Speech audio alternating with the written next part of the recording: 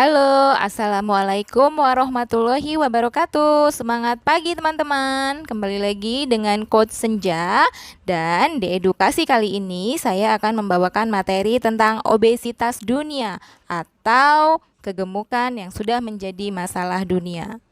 Jadi, yang membuat kita prihatin masalah obesitas ini sekarang bukan lagi masalah orang dewasa saja loh, tapi juga anak-anak. Bagi anak-anak penderita kegemukan, penyakit yang akan dia derita 20-30 tahun lagi, entah itu penyakit jantung atau diabetes, itu adalah murni 100% kesalahan kita sebagai orang tua. Apakah dengan begini kita bisa menyimpulkan bahwa kegemukan adalah murni keturunan dari orang tua atau gen yang dibawa orang tua? Nah, tentu tidak ya teman-teman. Di sini kenapa penyakit obesitas pada anak menjadi tanggung jawab orang tua adalah pure karena kebiasaan pola makan yang tidak sehat yang diajarkan dari orang tua. Orang tua sudah menanamkan kebiasaan buruk sejak mereka kecil. Didikan-didikan kita dari kecil membentuk karakter.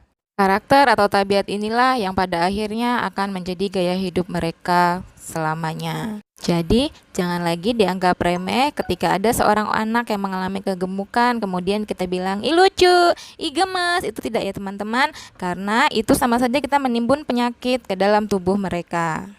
Big is not beautiful. Catat teman-teman, karena kegemukan menyebabkan penyakit liver, kanker usus, keropos tulang karena tulangnya menopang beban di luar dari idealnya, stroke, diabetes, dan jantung.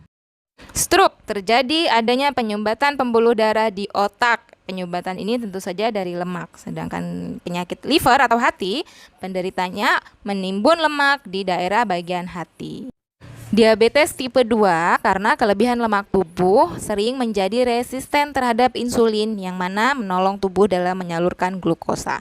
Diabetes terjadi ketika tingkat gula darah terlalu tinggi. Penyakit ini menyebabkan kebutaan, gagal ginjal, dan kerusakan saraf. Sedangkan osteoartritis adalah obesitas yang menimbulkan tekanan besar pada sendi tulang belakang, pinggul, dan lutut. Hal ini akan menyebabkan hilangnya tulang rawan yang berfungsi sebagai bantalan antara tulang dan persendian. Seiring habisnya tulang rawan, tulang persendian akan saling menggertak dan menimbulkan rasa sakit dan efek yang tidak nyaman. Penderita obesitas juga menyebabkan penyakit jantung karena pembuluh darah yang menjadi kolesterol tinggi dan mengarah ke penyumbatan arteri dan berpeluang lebih besar terserang hipertensi dan tekanan darah tinggi. Penderita obesitas juga punya risiko tinggi terserang kanker usus besar. Timbunan lemak di abdominal akan meningkatkan risiko timbulnya kanker daripada timbunan lemak di bagian tubuh lainnya. Jadi pada usus pun lemak menjadi pengganggu ya teman-teman.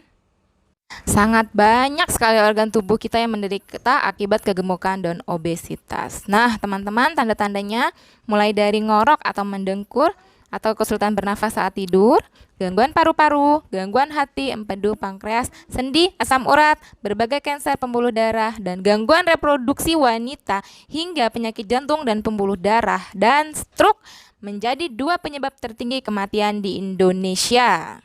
Dan fakta kenapa obesitas dan kegemukan menjadi masalah dunia adalah obesitas meningkat 3 kali lipat di seluruh dunia sejak 1975. Pada tahun 2016, lebih dari 1,9 miliar orang dewasa mengalami kegemukan. 650 juta diantaranya adalah obesitas. 39% orang dewasa kegemukan, 13% diantaranya obesitas.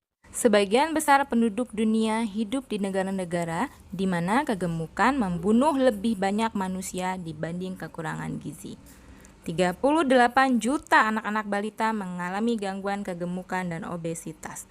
Lebih dari 390 juta anak dan remaja usia 5-19 tahun mengalami obesitas dan kegemukan. Wow, sungguh sangat mengerikan ya teman-teman dan sangat memprihatinkan. Tapi obesitas bisa dicegah. Dan kami para coach dan para konsultan nutrisi di bawah naungan pemerintah yang bekerja sama dengan Germas, Gerakan Masyarakat Hidup Sehat, dan Gentas, Gerakan Tekan Angka Obesitas, bertugas untuk memberikan solusi sehat dalam menurunkan berat badan, di mana penurunan berat badan ini mengikuti metode pola makan sehat.